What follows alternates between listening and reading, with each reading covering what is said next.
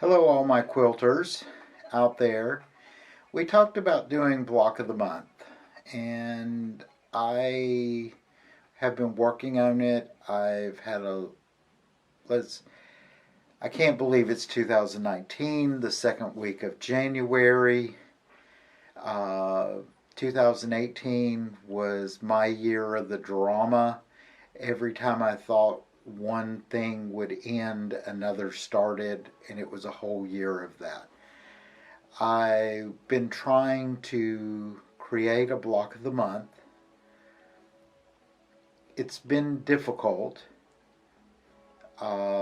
so I have decided for us to do a quilt along. I chose the orange peel for myself for the first of the year. I'm also going to work on finishing my lace blue quilt. I'm going to be making my orange peel in an embroidery machine. But what I'm going to do is do a series of videos on different techniques on how to make an applique orange peel. The beauty of this is the orange peel is a very simple block with so many different variations, and you can make so many different quilts, but the skills can be moved on to other applique projects once you understand the basics. And because the orange peel is simple, it makes it easy to show you the basics.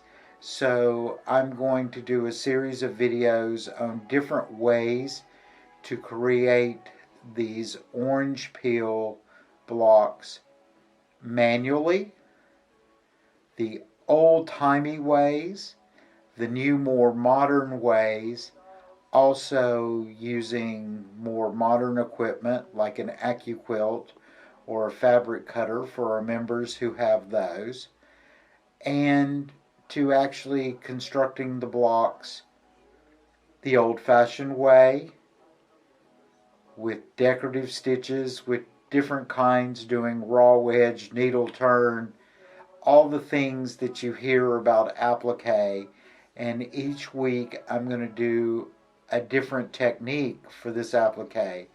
Once you understand these techniques, you can take them and pretty much make anything you want.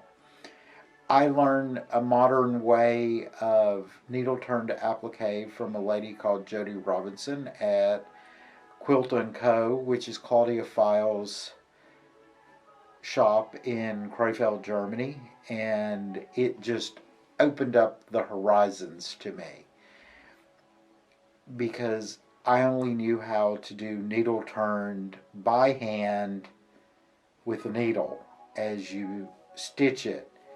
So that's what I want to show you, but also I'm going to intermix some embroidery techniques on how to use your embroidery machine to make these blocks, to cut these blocks, to do various things. We're going to do raw wedge. We're going to do needle turn, like I said. So the first quilt I'm going to do is I'm doing a traditional orange peel. I can show you this. This one is 53 by 57 inches. I may make it bigger. I haven't decided yet. But it's basically 10 by 11, 4.5 inch finished orange peel blocks. The reason I chose 4.5 inch is it fits in a charm square, because you would use a charm square and taking your 1/4 inch seam allowance, you come with the finished 4.5 inch block. So you can use charms, you can use yardage, you can use fat quarters, you can use scraps, you can use whatever you want. I'm going to be using some of my Japanese fabric to do this. It's basically going to be a two-colored fabric, but both fabrics have a design in it, which is going to make it quite unusual. And I'm going to be posting the templates This is a 4.5-inch template that you can print out. I also have an SVG file for this for people with like circuit cutters, artistic cutters from Janome, scanning cut from Brother, different electronic cutters. So you can cut these out using your cutting machine. I'm personally going to use the AccuQuilt die, which cuts a 4.5-inch orange peel to fit on a 5-inch charm square, which makes the quilting massively, massively easier. And I also have the fabric. This is rough estimates. I'm still working on it. You're going to need about, if you're going to do 2 colors, you're going to need 17 fat quarters of each color. So if you have a white background, you're going to need 17 fat quarters for the white, and then a mixture of your other colors if you choose other colors. And that works out to be about 8 yards of fabric. And this quilt is not going to be skimpy on fabric. But I have all the templates here. But I also wanted to show you where I'm drawing my inspiration from this year, other than my very complex lace-based quilts. I've been mesmerized by Mountain Mist. Mountain Mist is a batting company in America, and with every package of batting, they included a quilt pattern. And I have some of the books of their more vintage patterns. And here is one alternate. It's called Odds and Ends, but it's an alternate to the Orange Peel, but putting them in a different layout of circles for you to lay these out.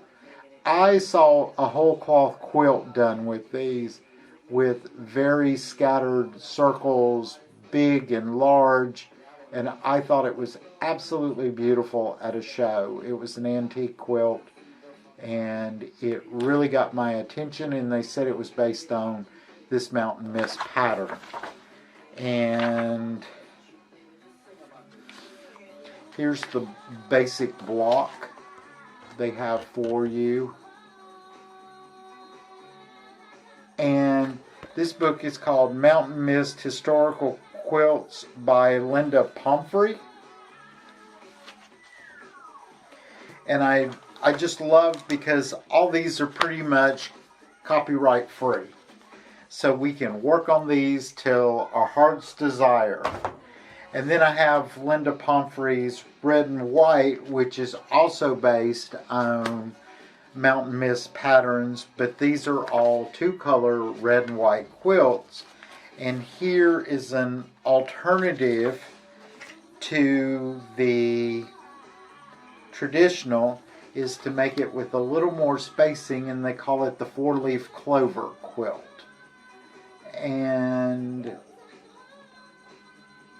I thought this was quite unique and much a simpler design, because here is a basic smaller quilt block you can do with this, and you can make these any size you choose to make. Like I said, I'm using a 4.5-inch finished block.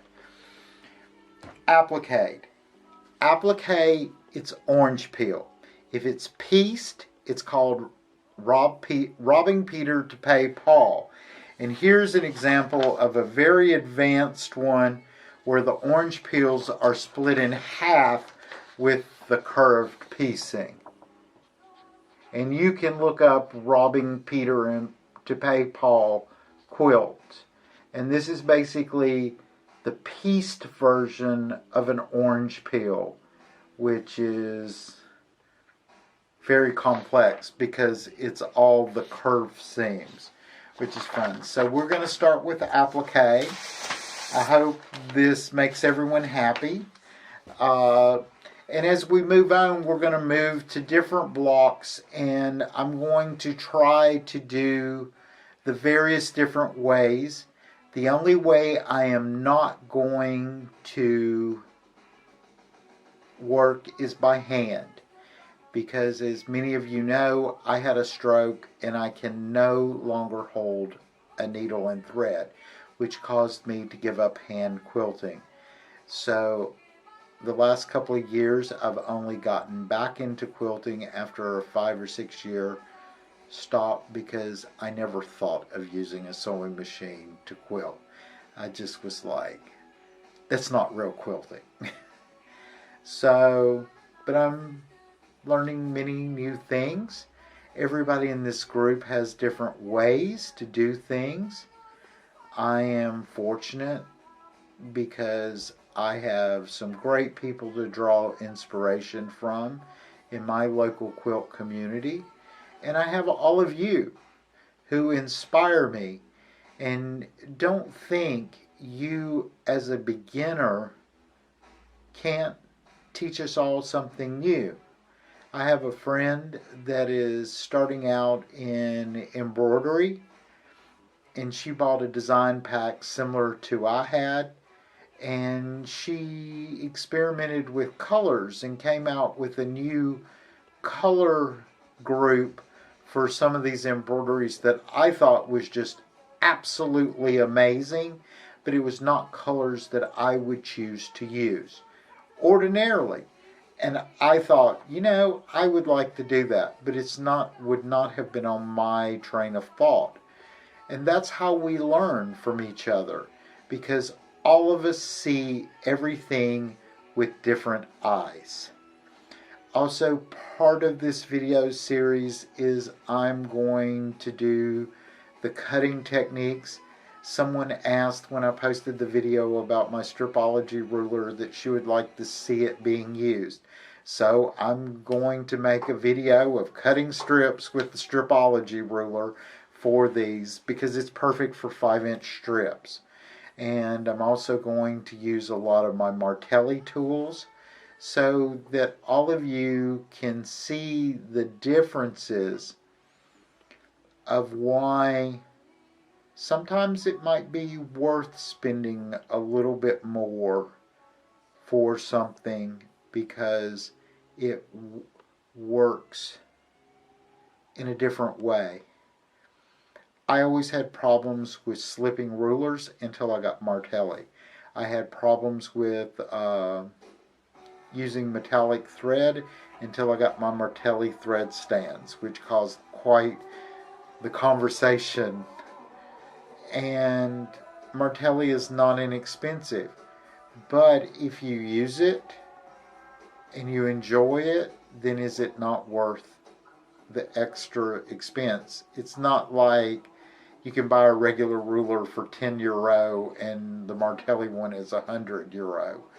It's more like a regular ruler is $19.99 and Martelli's $24.95. So,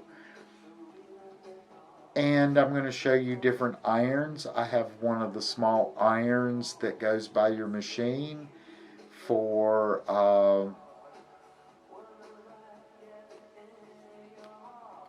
raw edge applique, which I use Bondaweb from Vicelina, or Vilene, a lot of people call it in different areas.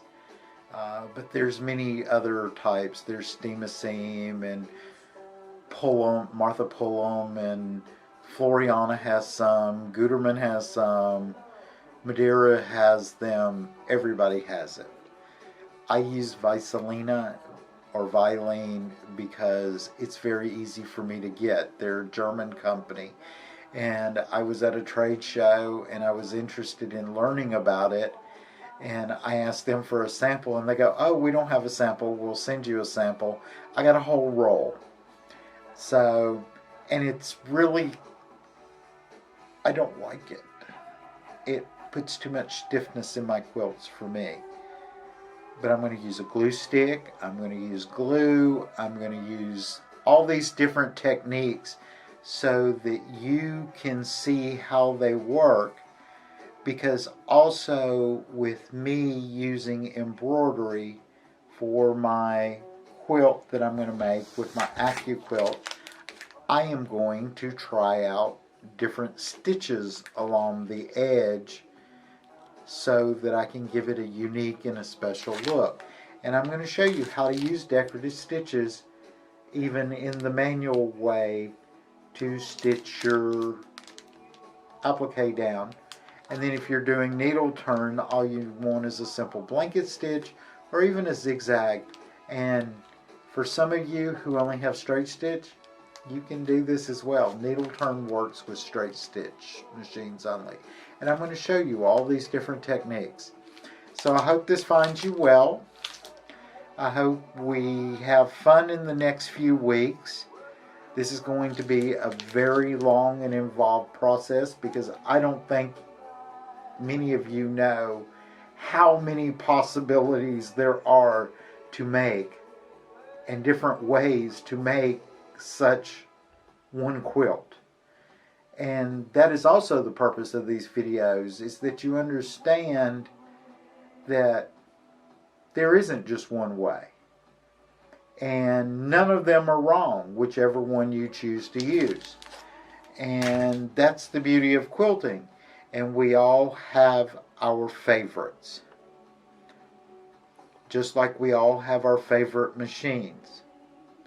And this was a conversation not too long ago in the group. Somebody condemning Pfaff and Husqvarna, saying that they're bad machines. I absolutely loved my Pfaff. I absolutely loved my Husqvarna until I wore it out. It only had a couple of billion stitches on it. I mean, I literally wore it out. And I went to Pfaff. I have Bernina and Janome. I'm not a fan of Janome, but I have one. Sews magnificently. It just doesn't work the way that I like to work. I'm going to be using mostly my new Bernina in this series, but don't take it that you have to have a Bernina. I could do it with my old one. I'm only doing it on the new one is because that was my Christmas present to myself and I want to use it. And it broke in the first month of it, and it's been in the shop throughout the holidays. I just got it back, got it home on Thursday, and recently got it set up. It's sitting behind me right here. I rearranged my sewing room so it will be better to make videos. I bought a new tripod so that I can show you in more detail on how the sewing machine works and how it functions in making these designs. And I also got a new camera that should be a little better for these videos. That was my Christmas. All purchased for me. My exciting Christmas present this year was I got grits from America. Only a Southerner would understand that. So, but I was so excited. I got 2 large tubs of Quaker grits. So, I'm going to sign off now, and we'll see you in the following week with cutting demonstrations on how to cut the various ways of cutting these out. I'm going to be using my tryout fabric, which I got for really, really inexpensive because it's not perfect. It got wet.